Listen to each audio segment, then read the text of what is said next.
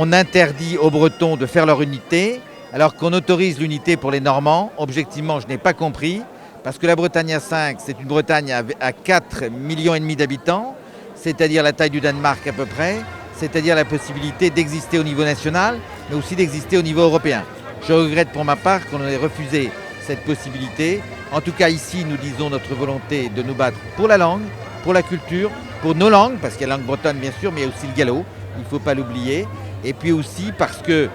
cette identité bretonne, c'est un moyen de se projeter dans l'avenir, de créer une unité entre les Bretons de Bretagne, bien évidemment, mais n'oublions pas la diaspora, n'oublions pas ce qu'on appelle les Mésorvreaux, ceux qui ont quitté le pays, mais qui restent très attachés à notre région et qui peuvent être autant d'ambassadeurs pour la Bretagne et autant de moyens de développement pour l'activité économique, le business en général. Je parlais à l'instant avec le responsable des Bretons de New York. Voilà autant de chances, de pépites que nous devons saisir pour l'emploi, parce qu'en définitive, c'est ça notre préoccupation, que la Bretagne échappe à cette dégradation, à ce déclassement que subit l'ensemble de la France aujourd'hui. C'est une manifestation qui s'impose, c'est-à-dire qu'il faut régulièrement donner son sentiment, montrer qu'on existe, montrer que toutes les personnes qui sont concernées par la culture bretonne sont là, sont actives, sont présentes, ont quelque chose à dire, ont des choses à exprimer, et comme on sait qu'il y aura bientôt des élections régionales, je crois qu'il est important de manifester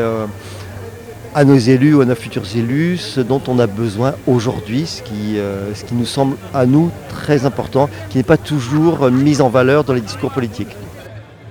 La Bretagne a son destin en main le 6 décembre, donc il est important que non seulement avec ce qui marche aujourd'hui, mais qu'on ne vote pas avec ses pieds le 6 décembre, mais par contre qu'on prenne la bonne main et le bon bulletin. Oui, la Bretagne pour le 6 décembre. Voilà, tant qu'on ne bâtira pas une force qui est capable d'être à vocation majoritaire, on ne sera pas respecté par les états-majors de Paris. Les deux grands partis, que ce soit les sarkozystes avec Marc Le Fur ou les socialistes avec Le Drian, ne respectent que le rapport de force. Et donc il faut un rapport de force pour leur imposer demain vraiment ce que la Bretagne a besoin.